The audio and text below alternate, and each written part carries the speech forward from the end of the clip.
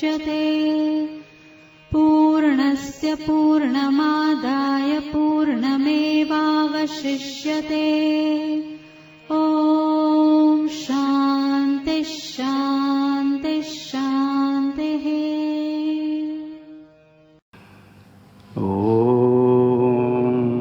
शन्नो मित्रः शं वरुणः शन्नो भवत्वर्यमा शन्नो इन्द्रो बृहस्पतिः शन्नो विष्णुरुक्रमः।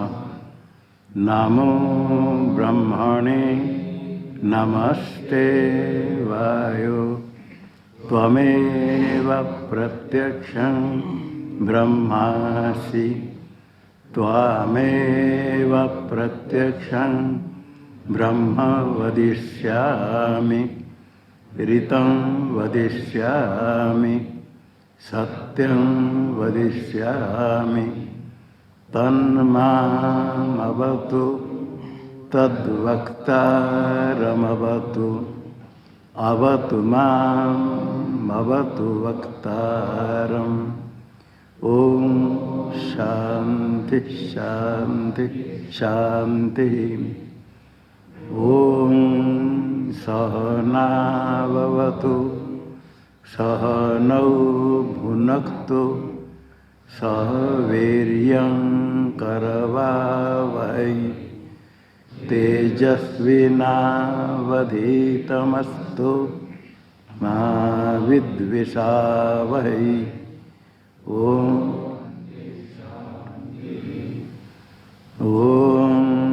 यश्छन्दसां ऋषभो विश्वरूपः छन्दोभ्योऽध्यमृतात् सम्बभूव समेन्द्रो मेधया स्पृणोतु अमृतस्य देवधारणो भूयासं। शरीरं मे विचर्षणं जिह्वा मे मधुमत्तमा कर्णाभ्यां भूरिविश्रुवम् ब्रह्मणः कोशोऽसि मेधया पिहितः श्रुतं मे गोपाय। ॐ शान्ति शान्ति शान्तिः।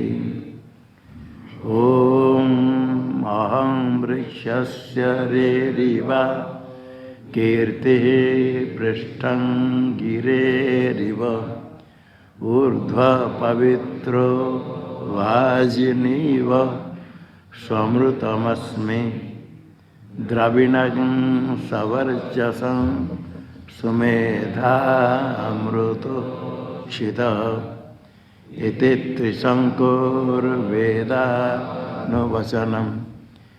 ॐ शान्ति शान्ति शान्तिः। ॐ पूर्णमदः पूर्णमिदं पूर्णात् पूर्णमुदच्यते पूर्णस्य पूर्णमादाय पूर्णमेवावशिष्यते। ॐ शान्ति शान्ति शान्तिः। ॐ आप्यायन्तु ममाङ्गानि वाक्प्राणश्चक्षुः श्रोत्रमतो बलमिन्द्रियाणि च सर्वाणि सर्वं ब्रह्मोपनिषदं माहं ब्रह्म निराकुर्याम् मा ब्रह्म निराकरोत निराकरणमस्त्वनिराकरणं मे अस्तु। तदात्मनि निरते य उपनिषत्सु धर्मास्ते मयि सन्तु ते मयि सन्तु। ॐ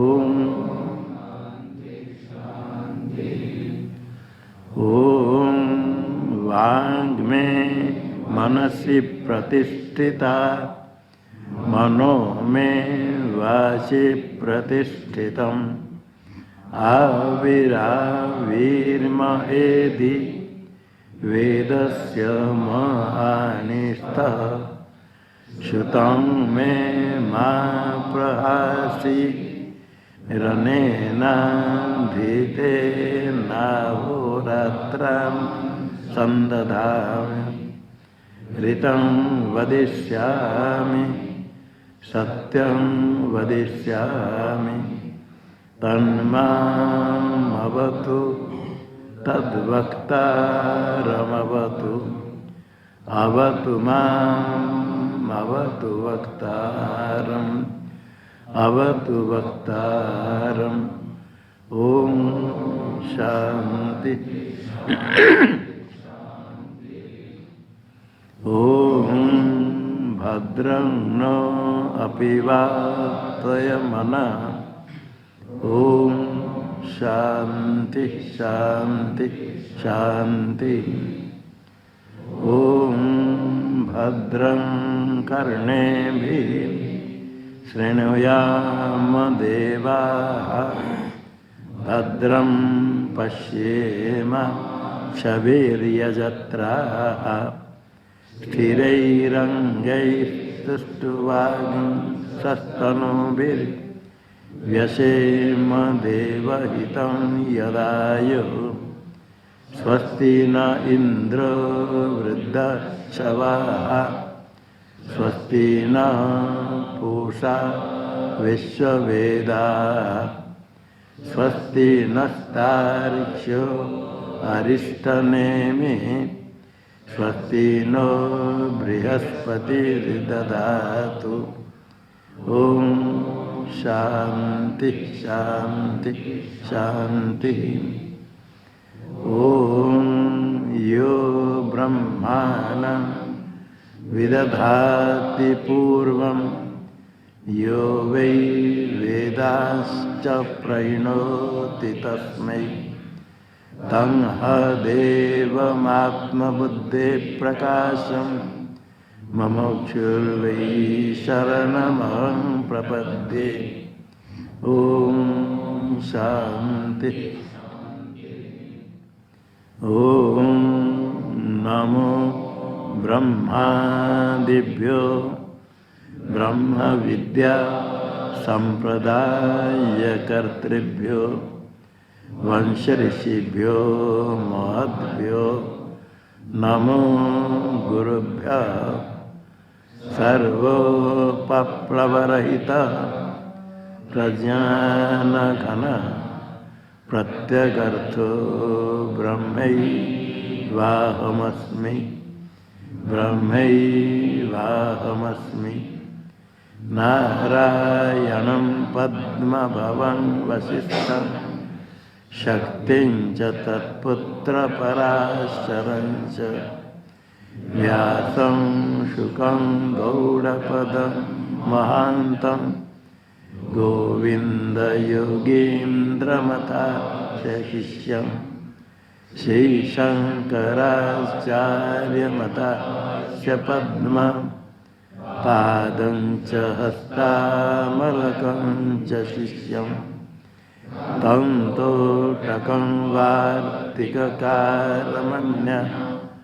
नस्मद्गुरुं सन्ततमानतोऽस्मि श्रुतिस्मृतिपुराणानामालयं करुणालयं नमामि भगवत्पादं शङ्करं लोकशङ्करं शङ्करं शङ्कराचार्यं केशवं बादरायणं सूत्रभाष्यकृतौ वन्दे भगवन्तौ पुनः पुनः ईश्वरो गुरुरात्मेति मूर्तिभेदविभागिनी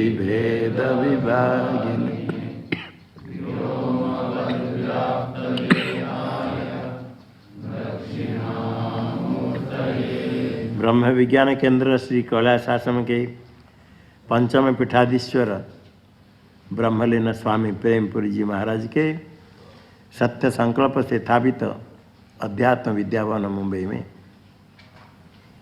प्रातः स्वाध्याय प्रवचन कार्यक्रम, अभी निर्वाण दिवस के पश्चात विशेष ज्ञान यज्ञ, जिस परंपरा के मंडलेश्वर आचार्य थे पंचम पीठाधीश्वर कैलाशाश्रम, जिस परंपरा से प्राप्त ब्रह्म विद्या का उद्गम बम्बई में उन्होंने किया, बहुत लोगों का तत्वोपदेश किया, जिसके कारण अभी भी वहाँ के भक्त लोग उसी मार्ग में चल रहे, सत्संग सुन रहे।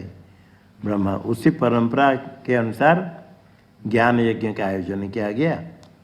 अभी भी कैलाशाश्रम में ज्ञान यज्ञ होता है, यहाँ भी प्रस्थानोत्तर ज्ञान यज्ञ हुआ, वेदांत ज्ञान यज्ञ, अभी श्रुति सार समुद्धरण चल रहा है प्रातः। यहाँ ज्ञान यज्ञ में पहले प्रातः प्रवचन में उनके द्वारा दिया गया जो प्रसाद, पहले उसका सेवन करना पड़ता है। 5 श्लोक का पाठ करते हैं, ब्रह्मास्मि माला। आज 76 से होगा। आकर्णयामि जिघ्रामि स्पृशामि च विलोकये भावये ब्रह्म तत्सर्वं तदा ब्रह्मास्मि भासते। आकर्णयामि जिघ्रामि स्पृशामि च विलोकये भावये ब्रह्म तत्सर्वं तदा ब्रह्मास्मि भासते। श्रुत्वा ध्यात्वा च मत्वा च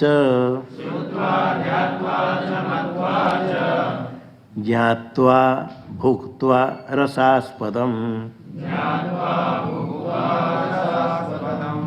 आकण्ठं परितृप्तोऽस्मि शपे ब्रह्मास्मि निर्गुणम्।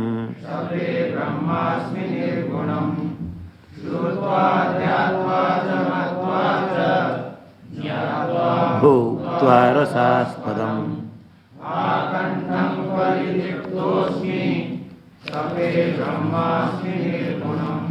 सुधापानमया पीतं मया भुक्तं ततोऽधिकम् तुष्टोऽस्मि परितृप्तोऽस्मि भृशं ब्रह्मास्मि चामृतात्।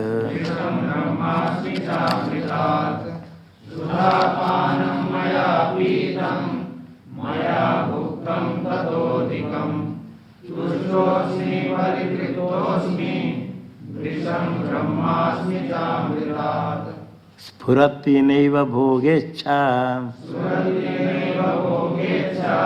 भक्तिर्भावोऽपि नैव च स्फुरत्येकं परं तत्त्वं यदा ब्रह्मास्मि भावये।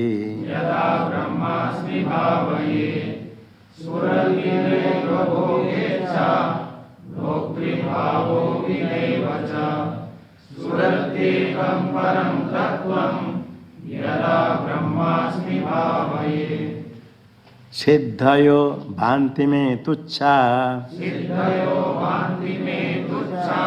ब्रह्मलोकादिकं तथा पूर्ण वैराग्य पूर्णोऽहं पूर्णं ब्रह्मास्मि निर्मदम्।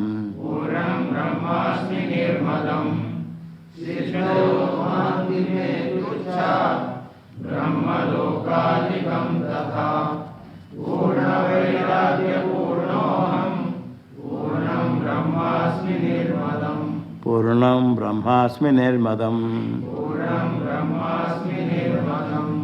हाँ, यहाँ 8वें श्लोक में सिद्धियो लिखा है, सिद्धयो चाहिए, सिद्धयो भांति में तुच्छा, सिद्धयो सिद्धयो।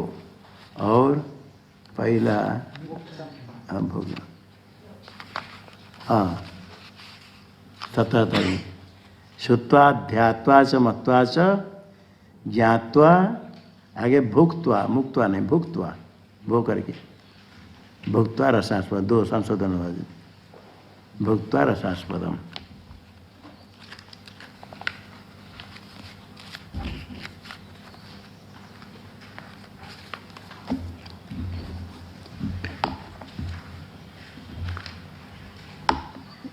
आचार्य भगवत पाद के आज्ञा से गुरु भक्त सेवक त्रोटकाचार्य ने ये श्रुतिसार समुद्धरण प्रकरण की रचना करके अर्पण किया। श्रुतियों के सार वेद में सार तो वेदांत उपनिषद में, तो उपनिषद में भी कुछ ऐसे विशेष मंत्र कुछ ले करके कैसे मनन करने का ये प्रकरण ग्रंथ बहुत सुंदर ग्रंथ है। इसी प्रकार चिंतन करने के लिए कहा गया, ये कहा गया जो यत्न करने वाले यति इसका ही आलस से छोड़ करके चिंतन करे बताया। यही चल रहा है अहंकरण अहंकार।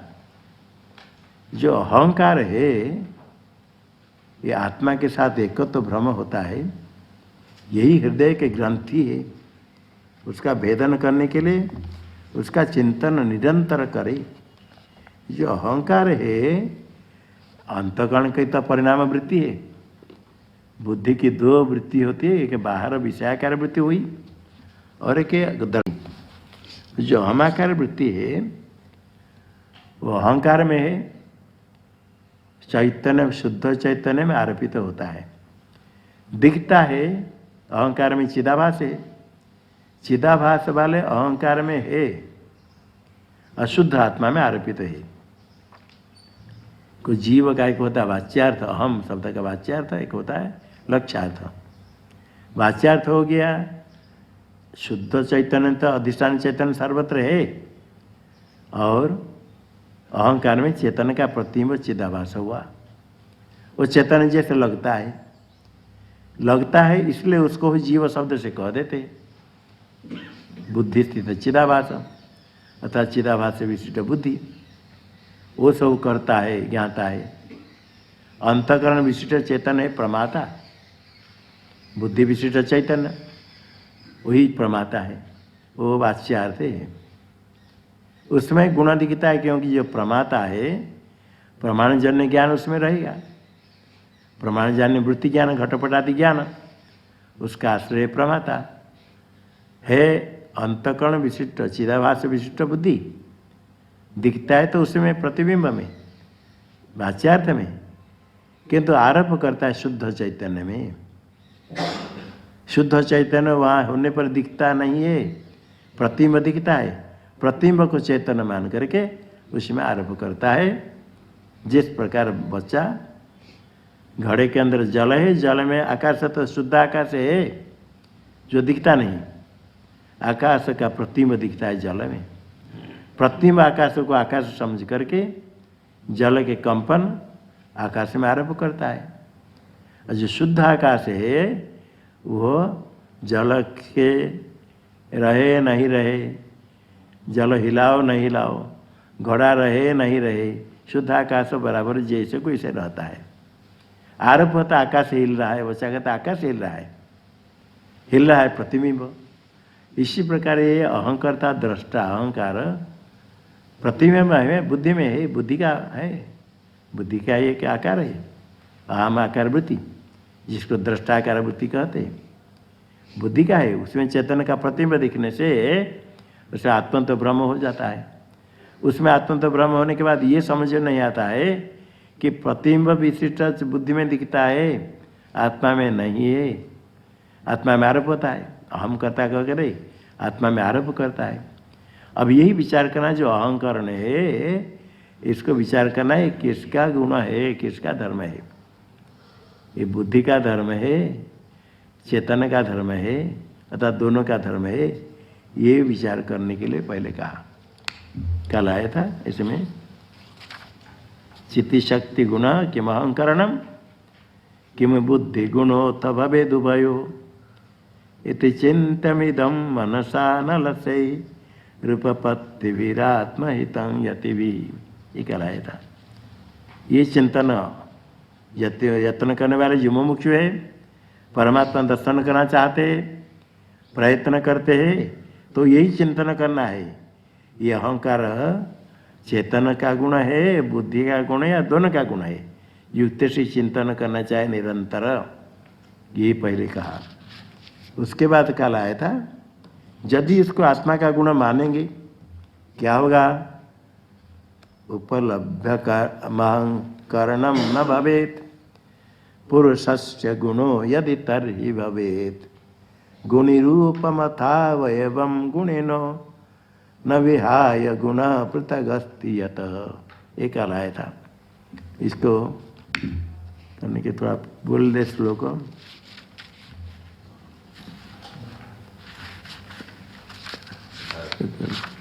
17 से बोला। उपलभ्य उपलभ्य घटादिनिभैव भवेत् मनसो यदि संस्थितिरेकविधा पुरुषस्य चित्तिश्च न विक्रियते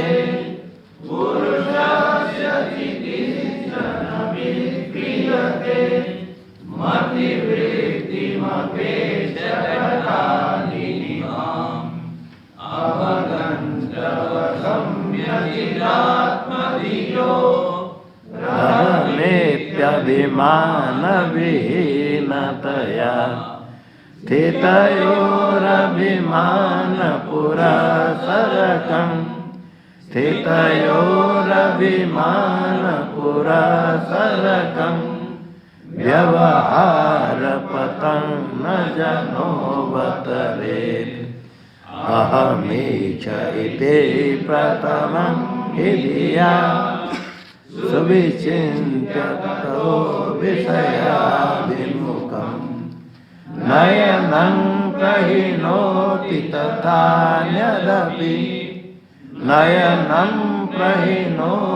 तथान्यदपि श्रवणादिव्यक्त प्रमुखस्य गुणे अपहायन कश्चिदहङ्करणं व्यवहारमुपैति कदाचिदपि उपपन्नतराहि मतेस्तु ततो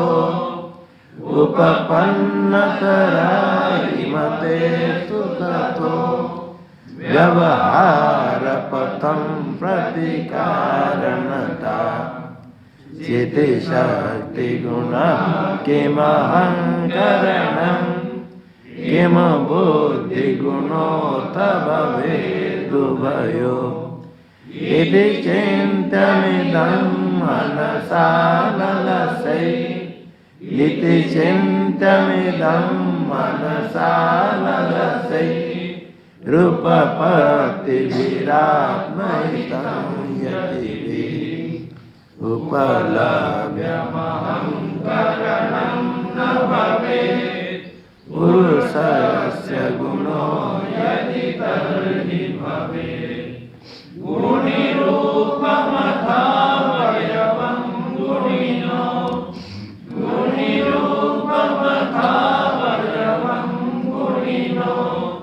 न विहाय गुणः पृथगस्ति यतः। ये कहा गया यदि अहंकरणम पुरुष से गुण भवेद। यहाँ श्लोक में यदि अहंकरणम पुरुष से गुण भवेद, यदि अहंकार पुरुष का गुण होगा तरी का तथा तब क्या होगा? उपलब्ध न भवेद, ज्ञेय नहीं होगा, उपलब्धि का विषय नहीं होगा। यदि पुरुष का गुण होगा, पुरुष दृग रूप चेतन का यदि गुण होगा, वो ज्ञाता में रहा तो विषय नहीं होगा, उपलब्ध नहीं होगा। क्यों नहीं होगा? विषय नहीं होगा क्योंकि जो दृष्टा दृग रूप है चेतन, उसका यदि गुण हुआ वो दृग रूप में रहेगा। जो दृग रूप चित्त शक्ति का गुण होगा तो चित्त शक्ति में रहेगा, पुरुष में रहेगा। पुरुष का यदि अहंकरण गुण धर्म होगा, गुण का अर्थ धर्म, पुरुष का यदि गुण होगा, धर्म होगा, तो पुरुष को छोड़कर अन्य तो नहीं रहेगा। अन्य तो क्यों नहीं रहेगा, उसके लिए दृष्टांत बताते हैं। यतः क्योंकि, यतः क्योंकि गुण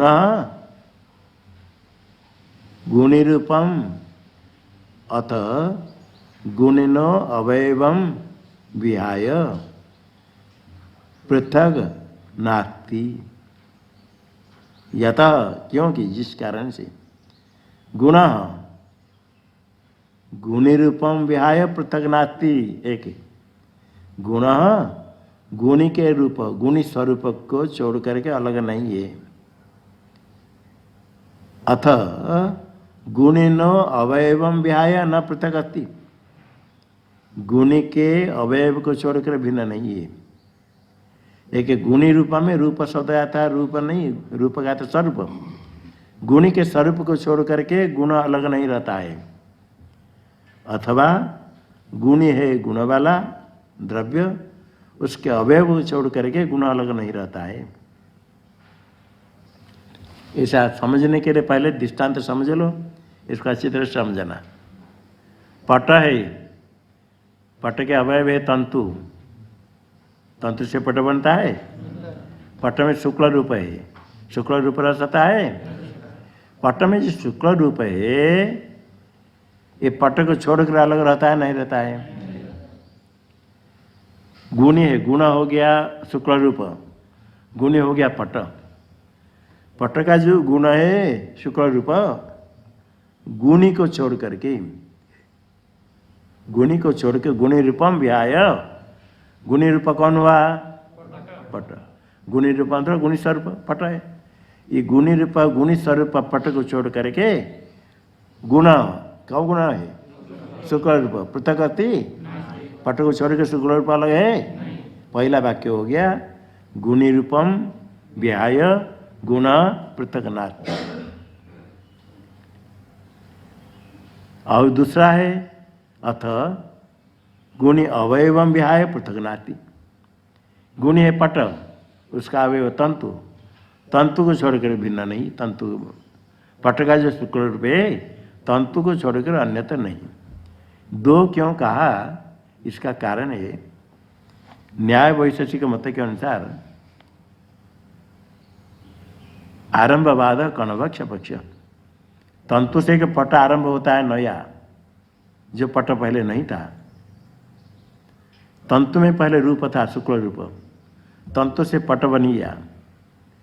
पट जब नया बनेगा तब पट का रूप क्या पहले था, पट बनने का रूप बनेगा, शुक्ल रूप बनेगा।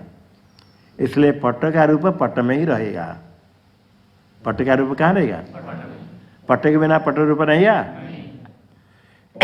उसके अनुसार कह दिया गुण शुक्ल रूप गुणी पट को छोड़कर अलग नहीं रहेगा। ये पहला हुआ।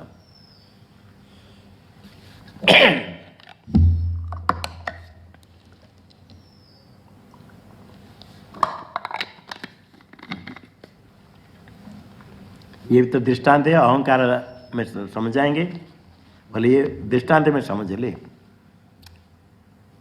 पट का शुक्ल रूप आरंभ होता नया, पहले नहीं था, तो पट को छोड़कर अन्य तो नहीं रहेगा। ये गुणी रूपम, गुण गुणी रूपम विहाय पृथक नास्ति। गुण शुक्ल रूप गुणी स्वरूप पट को छोड़ करके शुक्ल रूप पृथक नास्ति। वेदांत मत में क्या है, तंतु में से जो पट बना, सांख्य लोग भी कहते तंतु से पट कोई अलग नहीं है। वेदांती कहते तंतु से जो पट बना है वो पट कोई तंतु से अलग ही नहीं, क्योंकि तंतु के बिना पट नहीं रहता है। इसलिए पट कोई अलग नहीं, तो पट कोई अलग सिद्ध हो पट रूप की उत्पत्ति होगी। वैशेषिक न्याय के लोग कहते तंतु रूप से पट में एक रूप उत्पन्न होता है। वेदांती कहते पट ही पहले सिद्ध नहीं, अलग। पट में रूप क्या उत्पन्न होगा, जो तंतु का रूप, दो तंतु वही पट तंतु ही है। घड़ा बन गया तो मिट्टी है ना, नहीं, सुवर्ण से कुंडल आदि भूषण बना दिया, भूषण बनने के बाद सोना रहेगा? सुवर्ण नहीं। ऐसे तंतु से पट बन गया तो तंतु है, जो रूप दिखता है पट में वो तंतु का ही रूप है, अलग कहाँ पट का रूप है? जिसको पट रूप कहते हो तंतु का ही रूप है। तो पट को छोड़ करके पट में तंतु अलग अलग कर दिया। वेदांत मत के अनुसार पट का रूप कौन सा रूप है? तंतु का रूप है। पट को अलग अलग कर देंगे तो रूप रहेगा? कहाँ रहेगा? पट बनने के बाद वो रूप कहाँ रहता है? तंतु में रहता है। पट बन गया तो तंतु का रूप तंतु में है, और उसको पट शब्द से कह देते, पट रूप भी कह देते। तो जिसको तुम पट रूप कहते हो वो पट रूप तंतु को छोड़ करके अलग नहीं रहता है, क्योंकि पट भी तंतु को छोड़कर अलग है ही नहीं।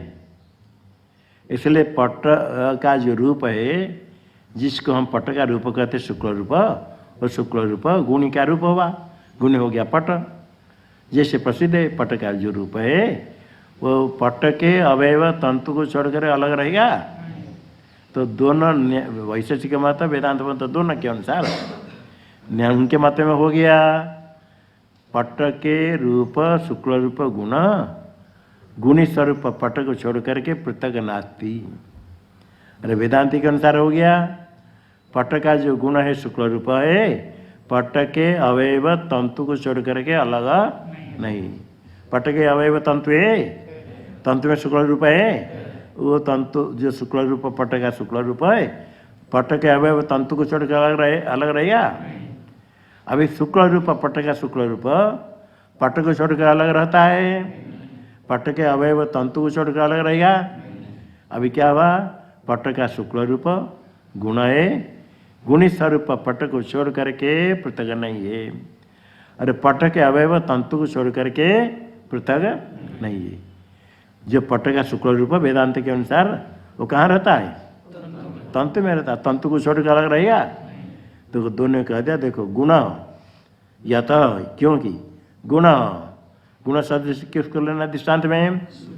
शुक्ल रूप। किसका शुक्ल रूप है? पट का।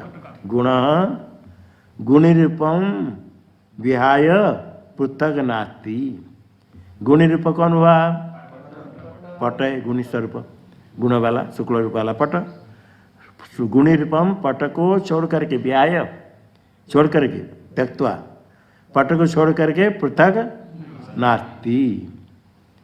अथवा अथा दूसरा है गुणिनो अवयवम व्याय। गुण यथ गुण कौन गुण है? पट का शुक्ल रूप। गुणिनो अवयवम, गुणिना सत्यंत है। गुणी कौन है? पट। गुणिना पटस्य, पट के अवयव। गुणिना अवयव कौन है? तंतु। तंतु को छोड़कर व्याय रूप गुण शुक्ल रूप अलग है नहीं। देखो दोनों मिलाकर दे दिया यत गुण गुणी रूपम अथ गुणिन अवयवम विहाय पृथक नास्ति। कैसा यत गुण गुणी रूपम अथ गुणिनो अवयवम विहाय पृथक नास्ति। नहीं उनसे क्या सिद्ध हुआ? ये तो हो गया दृष्टांत में। दृष्टांत का समझना, अहंकार को यदि गुण मानेंगे आत्मा का, पुरुष का गुण मानेंगे, यदि पुरुष का गुण हो, तीन विकल्प क्या था? जो अहंकार है अहंकरणम, किम चित्ती शक्ति का गुण है या बुद्धि का गुण है या दोनों का है। प्रथम पक्ष विचार चल रहा है, यदि पुरुष का गुण हो, अहंकार यदि पुरुष का गुण होगा तो उपलब्ध ज्ञेय नहीं होगा, ये कहा था। क्यों नहीं होगा? यत क्योंकि जिस कारण से गुण, यहाँ गुण क्या लेंगे? अहंकार, अहंकरण अहंकरण अहंकार, ये गुण अहंकार गुण, तो गुणी कौन होगा? आत्मा पुरुष, पुरुष का गुण मानकर अभी चल रहा है। यदि ये अहंकरणम चित्त शक्ति का गुण पुरुष का गुण होगा तो गुणी कौन हो जाएगा? पुरुष। यह जो गुण है अहंकरण, गुणी रूपम विहाय पृथक, गुणी कौन है? आत्मा पुरुष। उसको छोड़कर अलग रहेगा? तो अहंकरण आत्मा है गुणी, उसको छोड़कर अलग नहीं रहेगा, और उसके अवयव को छोड़कर नहीं रहेगा। आत्मा का तो अवयव है ही नहीं। आत्मा के पट रूप पट को छोड़कर नहीं रहता है, अथवा पट के अवयव तंतु को छोड़कर नहीं रहता है। आत्मा का गुण यदि अहंकार न होगा, आत्मा को छोड़कर पृथक नहीं रहेगा। आत्मा के अवयव में रहेगा, अवयव को छोड़कर नहीं रहेगा, अवयव आत्मा का है ही नहीं। तो ये सिद्ध हुआ अहंकरणम, पुरुष का यदि गुण होगा तो पुरुष में ही रहेगा, पुरुष को छोड़कर अलग नहीं रहेगा। ये सिद्ध हुआ अहंकार पुरुष से का गुण होगा तो पुरुष से अन्यत्र नहीं रहेगा, पुरुष में रहेगा।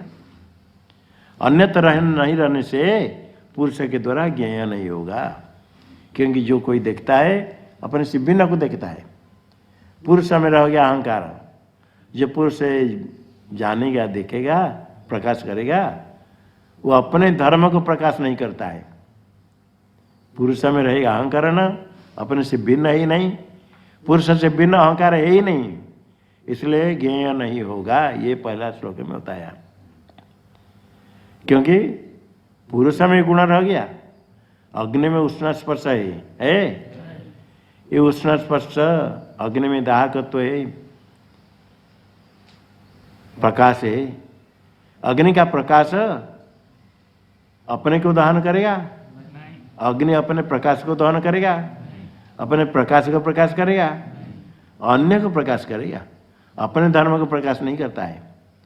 इसलिए जो चित्ती शक्ति पुरुष है अपने भिन्न में बुद्धि में गुण, बुद्धि को प्रकाश करेगा, बुद्धि को दिखता है। और बुद्धि में अहंकार होगा तो उसको तो ग्रहण करेगा। और जो अपना धर्म हो जाएगा तो पुरुष के द्वारा उपलब्ध नहीं होगा, बिना नहीं होने से। एक कहता यत गुण अहंकारणम, या गुण हो गया अहंकार, गुणी रूपम आत्म रूप पुरुषम विहाय अन्यत नास्ति, पुरुष को छोड़कर अन्य है ही नहीं। और गुणी के अवयव को छोड़कर भी नहीं, गुणी है पुरुष, पुरुष का अवयव भी नहीं तो अवयव को छोड़कर क्या रहेगा। इसलिए क्या हुआ, अहंकार यदि पुरुष का गुण होगा पुरुष में ही रहेगा, पुरुष से अलग उसकी सत्ता है ही नहीं। जब पुरुष से अलग ही उसका सत्ता है ही नहीं, वो ज्ञान कैसे होगा पुरुष के द्वारा। अन्यत्र नहीं रहेगा मतलब उसकी सत्ता अन्यत्र है ही नहीं। गुणी पट के शुक्ल रूप पट में रहता है, उसको छोड़कर अन्यत्र सत्ता है नहीं। पुरुष का यदि गुण अहंकरण होगा, उसी पुरुष को छोड़ करके अन्यत्र उसकी सत्ता नहीं है। और पुरुष का गुण पुरुष रूप हो गया, पुरुष से बिना नहीं। जिसे तंतु में आरब्ध पट तंतु रूप है, पट में जो गुण है वो पट से अलग है ही नहीं, पट से अलग नहीं ना। पट का शुक्ल पट से अलग है तो पट से भिन्न नहीं है। इसी प्रकार अहंकरण पुरुष का गुण होगा तो पुरुष से भिन्न है ही नहीं। पुरुष से भिन्न नहीं तो पुरुष रूप हो गया, वो ज्ञान कैसे होगा। अभी कहते हैं चलो भिन्न नहीं होने पर ज्ञान है। पुरुष का गुण तो अलग अलग गुण है, पुरुष के द्वारा ज्ञान होगा। पुरुष का एक गुण दूसरे गुण को प्रकाश करे, पुरुष का एक गुण दूसरे गुण को प्रकाश करेगा। पुरुष में अहंकरण है, सुख दुख आदि है, ज्ञान है, एक गुण दूसरे गुण को प्रकाश करे। अथवा पुरुष अपने गुण को प्रकाश करे, क्या आपत्ति, पृथक नहीं रहे। पहले हो गया पृथक नहीं है, इसलिए उपलब्ध नहीं होगा। ये 22 श्लोक हो गया, ये 22 श्लोक बोल लो। उपलभ्यमहंकरणं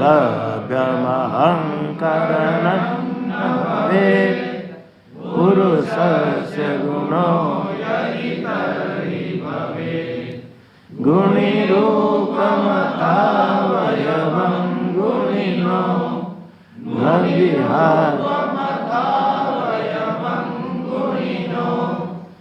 विहाय गुण। अब यहाँ शंका करते हैं चलो गुणी से अलग है ही नहीं, तो गुणी अपने को गुण को प्रकाश करे, नहीं तो गुणी का एक गुण दूसरे गुण को प्रकाश करे। यह अभी कहेंगे किसी द्रव्य में जो गुण रहता है उसके एक गुण दूसरे गुण को प्रकाश करता है, ऐसा कभी नहीं दिखा गया। और वो द्रव्य उसके गुण को प्रकाश करता है, वो भी नहीं दिखा गया।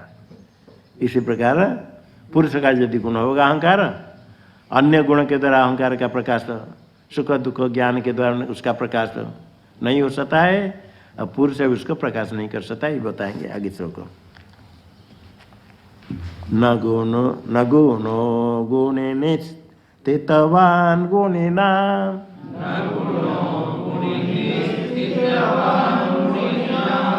न गुणो गुणे निस्थितवान् गुणिनाम्,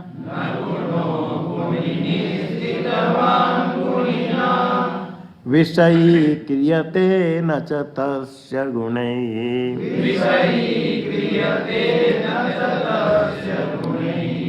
विषयी क्रियते न च तस्य गुणैः,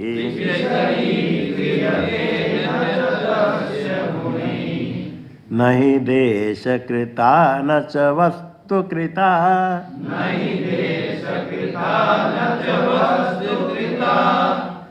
हि देशकृता न च वस्तुकृता,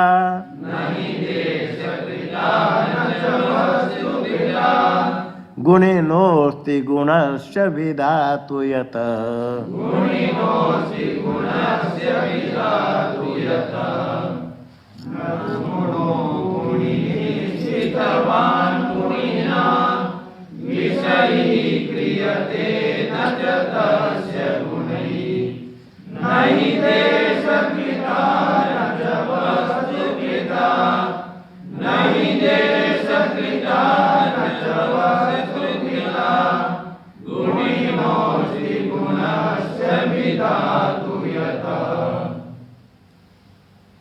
गुणिनी स्थितवान गुण, गुणिनी अलग पद है सप्तमी, तो गुणिनी स्थितवान गुण, गुणिना न विषय क्रियते, एक वाक्य है।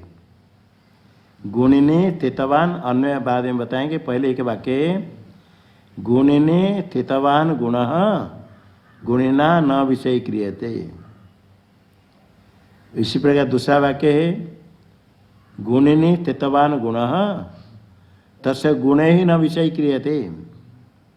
दोनों मिलाकर अन्वय करेंगे, गुणिनी स्थितवान गुण, गुणिनी स्थितवान गुण न गुणिना न च तस्य गुणे ही विषय क्रियते। देखो फिर अन्य बताता हूँ, गुणिनी स्थितवान गुण न गुणिना न च तस्य गुणे ही विषय क्रियते। न च तस्य में च न च आगे कर दिया, न कर च करके हो जाएगा। देखो अर्थ क्या हुआ, गुणिनी स्थितवान गुण, गुण में वर्तमान जो गुण है, गुण गुण में रहता है, धन धन में रहता है, ज्ञान ज्ञान में रहता है, दंड दंड में रहता है, गुण कहाँ रहेगा, गुण में। तो स्थितवान गुण, स्थितवान हो स्थित, गुण में स्थित जो गुण वर्तमान जो गुण है, कहाँ गुण है, गुणिनी गुण में, गुणी में, गुण में स्थित जो गुण वह गुणिना गुणी के द्वारा, न तस्य गुणे ही, न कि उसके गुण के द्वारा। तस्य का क्या अर्थ होगा, गुणी का, गुणी के द्वारा न विषय क्रियते, और गुणी के गुण के द्वारा भी न विषय क्रियते। कौन, गुण, गुण न विषय क्रियते, गुण का प्रकाश नहीं होता है। गुणी में स्थित जो गुण अन्य गुण प्रकाश करेगा, गुणी अपने में स्थित जो गुण वो गुणी उसका प्रकाश नहीं कर सकता है। गुणिनी स्थितवान गुण गुणिना विषय क्रियते न, गुणी के द्वारा। देखो पट शुक्ल में समझ लो, गुणिनी गुण है शुक्ल रूप, गुणी कौन हुआ, गुणिनी पट में स्थितवान गुण, पट में स्थितवान गुण वर्तमान गुण क्या है, शुक्ल रूप। पट में स्थित जो शुक्ल रूप उसको पट रूप गुणी प्रकाश करेगा, गुणिना विषय क्रियते, गुणी का विषय होगा गुण, पट शुक्ल रूप। पट में गुणिनी स्थितवान गुण, गुणी पट में स्थित जो गुण शुक्ल रूप वो शुक्ल रूप। गुणिना का अर्थ पटे न, पट के द्वारा न प्रकाश्यते न विषय क्रियते। पट उसका प्रकाश नहीं करता है, पट उसको विषय नहीं करता है। पट के रूप को पट ग्रहण करेगा नहीं, पट के शुक्ल को। अच्छा नहीं करता। पट में शुक्ल रूप है, पट में अन्य गुण है, स्पर्श है, संख्या है, परिमाण है, गंध है, वो प्रकाश करे शुक्ल रूप को। पट अपने रूप को प्रकाश नहीं करा, पट शांत रह छोड़ दो। पट में गुण अलग अलग है ना, नहीं एक शुक्ल रूप है। पट में गंध है, गंध है, स्पर्श है, तो शुक्ल रूप को गंध ग्रहण कर ले, पट का स्पर्श ग्रहण कर ले, अन्य गुणों को ग्रहण कर ले। एक गुण दूसरे गुण को ग्रहण कर लेता है। पट के द्वारा ग्रहण प्रकाश्यते न च तस्य गुणे ही, तस्य का अर्थ गुणी न, गुणी के गुण से भी न विषय क्रियते। गुण एक गुण दूसरे गुण से प्रकाशित नहीं होता है। गुणी हो गया पट, गुणी कौन हो गया? पट में गुण है शुक्ल रूप, शुक्ल रूप को पट अपने प्रकाश करेगा तो अन्य गुण उसका प्रकाश करते। अग्नि में गुण है उष्ण स्पर्श, अभी पट हो गया, अब अग्नि को समझो। अग्नि में उष्ण स्पर्श है और प्रकाश है, प्रकाश भी है, उष्ण स्पर्श है।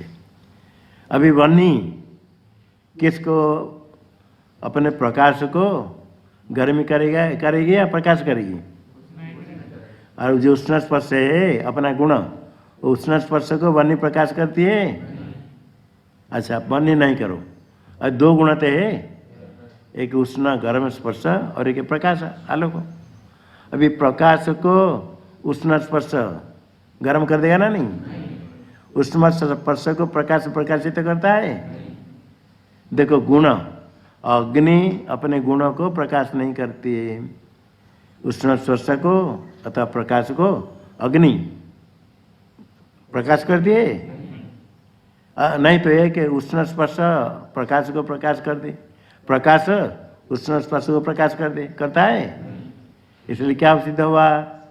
गुणिनी स्थितवान गुण, वन्य में स्थित जो गुण है प्रकाश उष्ण स्पर्श, उष्ण रूप स्पर्श है, न गुणिना वन्य के द्वारा प्रकाश्यते, न वन्य के द्वारा प्रकाशित नहीं होता है। न च तस्य गुणी, न कि उसके गुण के द्वारा प्रकाशित होता है। वन्य में स्थित गुण अन्य गुण के द्वारा, उसमें स्थित अन्य गुण के द्वारा प्रकाशित नहीं होता है। नहीं उनसे क्या हुआ? अभी जो अहंकरण है, यहाँ दृष्टांत हम समझो। अहंकरण है, अहंकार गुण है, किसका गुण लेकर चल रहा है? अभी पुरुष का। गुणी कौन हो गया? तो गुणी हो गया पुरुष। अभी पुरुष के द्वारा गुणिनी स्थितवान गुण, गुणिनी गुणी में पुरुष में स्थित जो गुण है, पुरुष में वर्तमान जो गुण है अहंकरणम, वह अहंकार को पुरुष प्रकाश करेगा नहीं कर सकता है। गुणी में स्थित है, अलग नहीं है। गुण में स्थित जो गुण है अहंकार, वो पुरुष उसका प्रकाश नहीं कर सकता है। अच्छा चलो पुरुष प्रकाश नहीं करेगा, किंतु पुरुष में तो और गुण है, अहंकार के गुण है, बुद्धि सुख दुख इच्छा सब पुरुष का गुण मानते। तो एक गुण है अहंकार, उसको पुरुष में स्थित सुख दुख ज्ञान इच्छा कोई दूसरे गुण प्रकाश कर दे, एक गुण को दूसरे गुण प्रकाश करेगा। जिस प्रकार वन्य के गुण उष्ण स्पर्श को प्रकाश रूप गुण प्रकाश नहीं करता है, एक गुण को दूसरे गुण विषय नहीं करता है, ठीक इसी प्रकार पुरुष में स्थित जितने गुण है कोई गुण अहंकार को प्रकाश नहीं कर सकते, क्योंकि गुणी स्थितवान गुण, गुणी में पुरुष में स्थित गुण ना तो पुरुष के द्वारा ज्ञाय होगा, ना पुरुष में स्थित गुण के द्वारा ज्ञाय होगा। इसलिए क्या सिद्ध हुआ? यदि अहंकारणम पुरुष का गुण हो तो उपलभ्य नहीं होगा, उसका ज्ञान ही नहीं होगा, वो उपलभ्यम न भवेत। पूर्व श्लोक में आया था अहंकरणम यदि पुरुष से गुण भवेत तरी उपलभ्यम न भवेत। हेतु बताते क्योंकि गुणी को छोड़ करके अतः गुण के अवयव को छोड़ करके उसका गुण अलग नहीं रहता है। अहंकरण यदि पुरुष का गुण होगा, पुरुष को छोड़कर बाहर नहीं रहेगा, पुरुष इसको जान नहीं सकता है, पुरुष से बिना ही नहीं हुआ। फिर शंका करते हैं अन्य बाहर नहीं रहे अपने में रहता है, तो पुरुष अपने गुणों को प्रकाश कर दे। नहीं तो पुरुष में और कितने गुण है? एक अहंकरण गुण है, अहंकार गुण के पीछे अन्य गुण दुख ज्ञान इच्छा आदि, तो एक गुण अन्य गुण से प्रकाशित हो जाए। कहते कहीं भी ऐसा नहीं दिखा गया गुणी में स्थित गुण गुणी के द्वारा प्रकाशित होता है, वो भी नहीं होता है।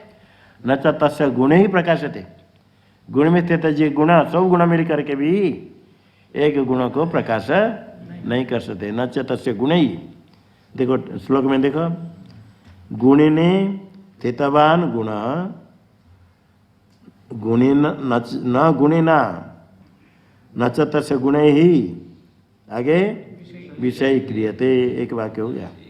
गुण में स्थित जो गुण गुणी के द्वारा अथवा गुण में रहने वाले गुणों के द्वारा प्रकाश नहीं होता है, विषय न क्रियते।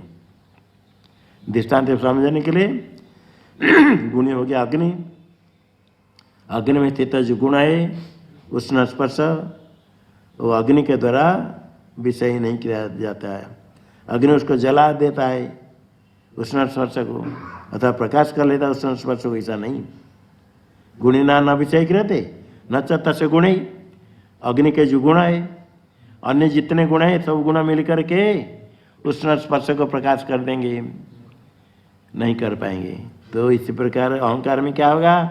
गुणे में स्थितवान गुण, आत्मा में स्थित है जो गुण, पुरुष में स्थित गुण अहंकार, न कि आत्मा के द्वारा प्रकाशित होगा, न कि आत्मा में स्थित अन्य गुण के द्वारा। पुरुष में जो अन्य गुण मानते हैं, वेदांत मत के अनुसार तो पुरुष में कोई गुण नहीं, निर्गुण है, साकी चेता केवल निर्गुण। किंतु मानते हैं न्याय के मत में बुद्धि सुख दुख आदि मानते हैं। अहंकार पुरुष का यदि गुण होगा, आत्मा उसको प्रकाश नहीं कर सकता है, न तो तस्य गुण ही, आत्मा में जितने गुण है बुद्धि सुख दुख आदि ये सब मिलकर भी अहंकार को प्रकाश नहीं करेंगे। तो अहंकार किसके द्वारा ज्ञेय हुआ? ज्ञेय नहीं हो सकता है। वही कह दिया, यदि पुरुष का गुण मान लेंगे, अहंकार को पुरुष का धर्म मान लेंगे, तो उपलभ्य न भवेत, उपलभ्यम अहंकरणम न भवेत, पुरुषस्य गुणो यदि तर्हि भवेत। पहला आया था, यदि पुरुषस्य गुण भवेत तर्हि अहंकरणम उपलभ्यम न भवेत। क्योंकि गुणी रूपम विहाय गुण पृथक नास्ति, गुणी को छोड़ करके, गुणी के अवयव को छोड़ करके अलग नहीं। और गुणी स्वयं अपने गुणों को प्रकाश करता है, ऐसा नहीं होता है। और गुणी में स्थित जितने गुण है अन्य गुणों को अपने के गुणों को प्रकाश नहीं करते। इसलिए अहंकार का प्रकाश आत्मा से नहीं होगा। आत्मा में स्थित अन्य जो गुण सुख दुख बुद्धि आदि उनके द्वारा भी अहंकार का प्रकाश ग्रहण नहीं होगा। तो फिर क्या हो जाएगा? अहंकरणम उपलभ्यम न भवेत। अभी कहते अहंकार क्यों पुरुष के द्वारा ज्ञान क्यों नहीं होगा? अहंकार पुरुष में रहा, पुरुष चेतन सबको प्रकाश करता है, अपने स्थित गुणों को क्यों प्रकाश नहीं करेगा? कहते वो यदि आगे कहते नहीं देश कृता न च वस्तु कृता गुणे नोस्ति गुणस्य विधातु यत। नहीं दे, बोलो श्लोक, नहीं देश कृता न च वस्तु कृता गुणे नोस्ति गुणस्य विधातु यत। पूर्वार्ध बोलो, न गुणो गुणिने स्थितवान गुणिना विषयी क्रियते न च तस्य गुणे नहि देश कृता न च वस्तु कृता नहि देश कृता न च वस्तु कृता गुणे नोस्ति गुणस्य विधातु यतः गुणेन गुणस्य विधा नास्ति। गुण का भेद गुणी से गुण का भेद है ही नहीं। गुण शुक्ल रूप पट में, गुणी पट से भिन्न है ही नहीं। देशकृता वस्तुकृता, देश पट देश को छोड़ कर पट का गुण अलग रहेगा, देशकृता भेद नहीं। वस्तुकृता पट वस्तु को छोड़कर अलग है, उसका गुण है ही नहीं। तो फिर क्या हुआ, यत गुणस्य गुणिनः विदा देशकृता विदा न च वस्तुकृत विदा अस्ति। यतः गुणिनः गुणस्य नहीं देशकृता न च वस्तुकृता विदा अस्ति, विदा नास्ति, नहीं अस्ति, नहीं पहले कर दिया। यतः गुणस्य यतः यतः यतस्तु गुणस्य विदा गुणिनो गुणस्य विदा नहीं देशकृता न च वस्तुकृता अस्ति। अहंकार में कैसे होगा, अहंकार यदि आत्मा का गुण मानेंगे तो गुणी आत्मा को छोड़ करके आत्मा से गुण से अहंकार का भेद देशकृत भेद नहीं, वस्तुकृत भेद भी नहीं। यदि आत्मा का गुण मानेंगे अहंकार को, अहंकार कहाँ रहेगा, आत्मा को छोड़कर कहाँ रहेगा, आत्मा सर्वव्यापक है। आत्मा को छोड़कर देशकृत उसका भेद आएगा नहीं। अच्छा वस्तुकृत भेद होगा यदि आत्मा से भिन्न हो, आत्मा से भिन्न है, आत्मा का गुण आत्मा से भिन्न है ही नहीं, आत्मा के गुण से कल्पित है। इसलिए क्या सिद्ध हुआ, गुण जो अहंकार यदि पुरुष का गुण मानेंगे तो पुरुष से भिन्न ही नहीं है, देह से कारण भिन्न नहीं, वस्तु से भी भिन्न नहीं। वस्तु से भिन्न नहीं होगा तो अपना स्वरूप हो गया, उसको क्या जानेगा, कौन जानेगा। स्वयं ज्ञाता ज्ञान ये नहीं होता है। गुण पुरुष का अहंकार यदि गुण होगा तो अन्य देश में नहीं है, पुरुष व्यापक है। और परिच्छिन्न पट का रूप भी पट को छोड़कर नहीं रहता है, पट से भिन्न नहीं। वेदांत में किसी द्रव्य का गुण द्रव्य से अलग ही नहीं, पट का रूप पट से अलग नहीं, पट के बिना पट रूप रहेगा, पट के बिना पट रूप रहेगा ना नहीं। इसलिए पट रूप की सत्ता पट की सत्ता से अलग है ही नहीं। इस प्रकार आत्मसत्ता से अलग अहंकार की सत्ता है ही नहीं। ना अन्य देश में है ना अन्य वस्तु है, नहीं होने से क्या होगा, वो उसको प्रकाश नहीं कर सकता है, भिन्न है ही नहीं कुछ, आत्मा से अतिरिक्त कुछ है ही नहीं। तो ना देश कृत ना वस्तुकृत भेद है गुण, आत्मा का गुण हो जाएगा तो फिर वो प्रकाश्य नहीं होगा, उपलब्ध नहीं होगा। इसलिए अहंकार आत्मा का गुण नहीं है, ये सिद्ध होगा। आत्मा में कल्पित होता है, आरोपित होता है। मरु में जल का आरोप हो गया, क्या हो गया, मरु में जल नहीं, इसे आरोपित होता है। अहंकार आत्मा में नहीं है। ये अहंकार को देखेंगे कैसे बुद्धि का गुण है, इसे आगे आएगा। इस लोग बोलो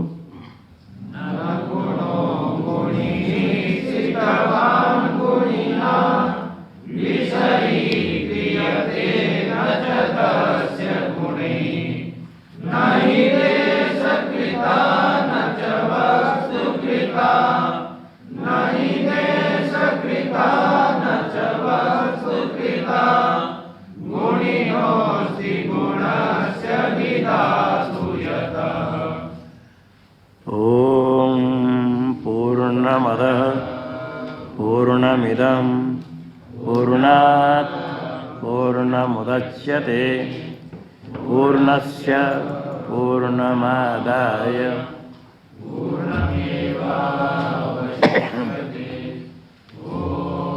शांति शांति शांति।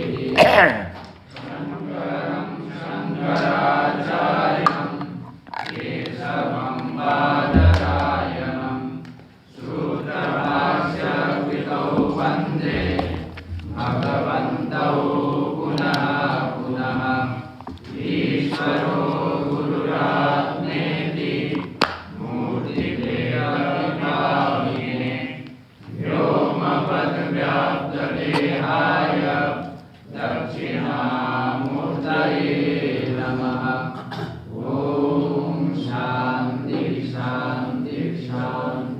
कल अपराह्न में बता दिया था, कुछ श्रोता अपराह्न के श्रवण करते सब प्रातः नहीं आते हैं, कुछ प्रातः श्रवण करने वाला अपराह्न नहीं श्रवण करते, ऐसा भी देखा गया था। इसलिए यहाँ भी अभी बता देते हैं। 25 तारीख गीता जयंती है, इसे गीता का सामूहिक पाठ करेंगे। सब उसमें पाठ करें, अपने परिवार सब मिलकर पाठ करें। पहले से तैयारी रहे, 2.5-3 घंटा कम से कम बैठने के तैयार रहे। गीता पुस्तक सबका अपना अपना होनी चाहिए। पाठ करेंगे, उसके साथ मिलकर पाठ करें, सामूहिक पाठ करेंगे सुंदर रूप से, धीरे प्रेम से। ये मोक्षदा गीता जयंती एकादशी है ना, मोक्षदा एकादशी, मोक्ष देने वाली। मोक्ष चाहिए तो एकादशी भी करे, गीता पाठ भी करे। और ये इसके लिए कोई वेदांत से डरते हैं, भक्ति का चाह करके सोच करके वेदांत सुनना नहीं चाहते, वो कठिन करके दूर हो जाते हैं। किंतु गीता पाठ में किसके लिए कठिनाई नहीं, सबको पाठ करना चाहिए, सीखना चाहिए। गीता से सबको लाभ होता है, छोटे बच्चे को लाभ होता है। अब बहुत बड़े विद्वान हो गया तो भी जितने बार गीता पढ़ेगा इतने बार उसको लाभ मिलता है। कभी बहुत बड़े विद्वान होने के बाद गीता पढ़ते पढ़ते उब जाता है या थक जाता है, ऐसा नहीं। जितने बार गीता पढ़ते इतने बार अच्छा लगता है, इतना अच्छा लगता है। और छोटेपन में छोटे भी गीता थोड़े पढ़ते, थोड़े समझते तो भी वो खुश हो जाते हैं। गीता के अर्थ वाला पुस्तक देकर पढ़ते, छोटे बच्चे पढ़ते तो थोड़े कुछ मिलता है।